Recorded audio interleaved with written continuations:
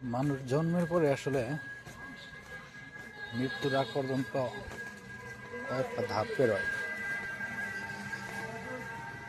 ধাপগুলো মোটামুটি আমরা সবাই জানি। ছোটবেলার এক ধাপ, যৌবনকালের এক ধাপ, বৃদ্ধকালের আরেক ধাপ।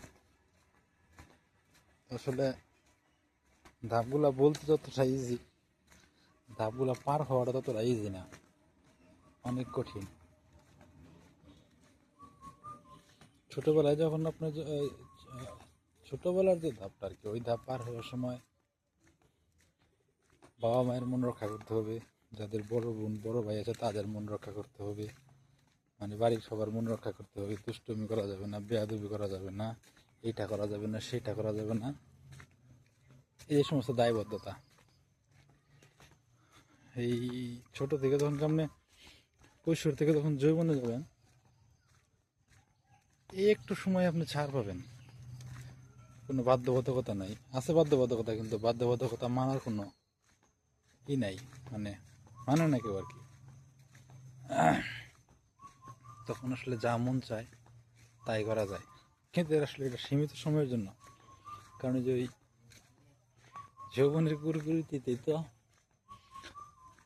সর্বনাশের দ্বার প্রান্তে পৌঁছাতে হয়, সেই জন্য এটা সীমিত সময়ের জন্য।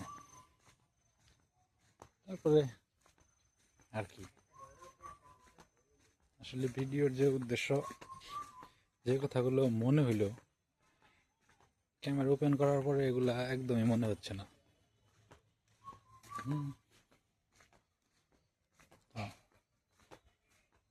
আরেকটা কথা, মানুষের মধ্যে অনেকগুলো জাত হয়।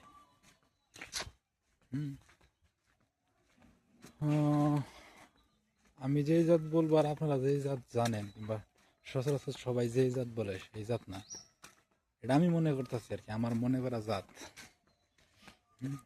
অজাত, বেজাত, কুজাত, ভালো জাত, খারাপ জাত, খাড়ো জাত, লম্বা জাত, ফর্সা জাত, না, এরকমই কিছু জাত হয়।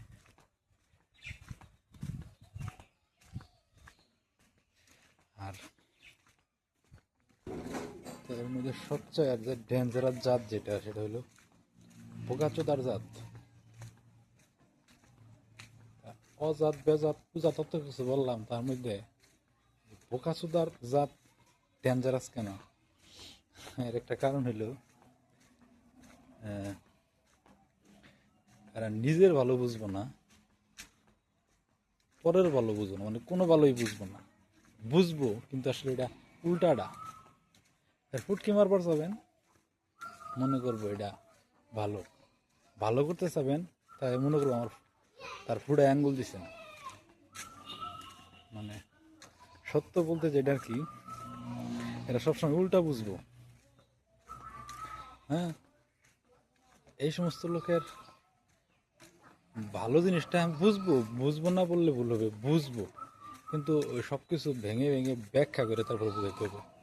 এখন দিনের যে পরিস্থিতি, সময়ের যে দাম, এই প্রতিটা কথা ব্যাখ্যা করে একটা বোকাচোদারে কেমনে বুঝাবেন?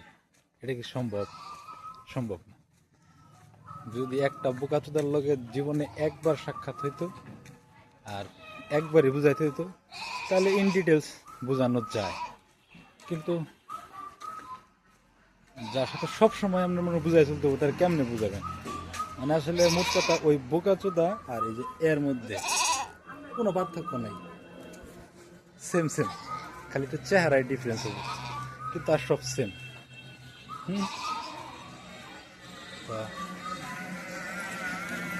আমার বলা কথা আমি বুঝি, আমি বুঝলে চলবো, আর কারো বোঝার দরকার নাই। আবার এই কথাগুলোও কিছু বোকাচোদা আছে, ওই যে উড়ন্ত আমরা আছে না, মানে যেটা বলে ছড়াগুলি, ছড়াগুলি কিন্তু কারো লক্ষ্য করে মারতে হয় না। ছড়াগুলি একটা দিক নির্দেশনা দিয়ে ছাইরা দিবেন, কারো না কারো লাগবই। এমনি উড়ন্ত ফুটকি মারা যারে বলে, মানে যে আমি এই ভিডিওটা করে দিলাম, এটা অনেকে হাইটা নিয়ে তার ফুটকিটা ঢুকাই দিব, মনে হবো যে হেরে বলছি। ওই যে লাইফের স্টাইলের সাথে যদি মিলা যায় আর কি, তখনই মনে করবো এটা হেরে বলছি। আসলে এটা কোনো উদ্দেশ্য প্রণোদিত ভিডিও না,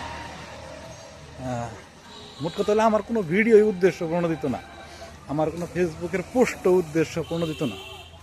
আমি ছোট থেকেই মুক্তমনা, ওই মুক্তমনা না যে যারা যে ধর্মের বিপক্ষে লেখে ওই রকম মুক্তমনা না, মানে এই মুক্তমনা বলতে আমি এটা বুঝাইছি সমাজ ব্যবস্থাপনা, আশেপাশের মানুষ কে কোন চ্যাটের বল কী ভাবলো, আমার কথায় কোনো ফল ধরলো কিনা, এটা বললে অমুক রাগ করবো কিনা, এটা বললে অমুক খুশি হবো কিনা, এইগুলার দাঁড়দারি না। আমি সেই মুক্তমনা, তো সেই মুক্তমনা চিন্তা থেকে আমি ফেসবুকে পোস্ট লিখি, আবার এই ইউটিউবে কিছু ভিডিও করি।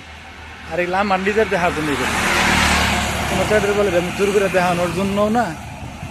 আর ওই যে উড়ন্ত গো আমার নিয়ে যদি কেউ ফুটকির মধ্যে কেউ হান দাইয়া দেয় সেটার জন্য আমি কোনো দায়ী না। কে খুশি হইলো কে বেজার হইলো আমার দেখার বিষয় না।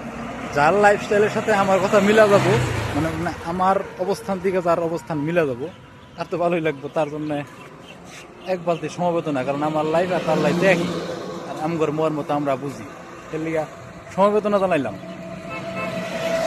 এখানে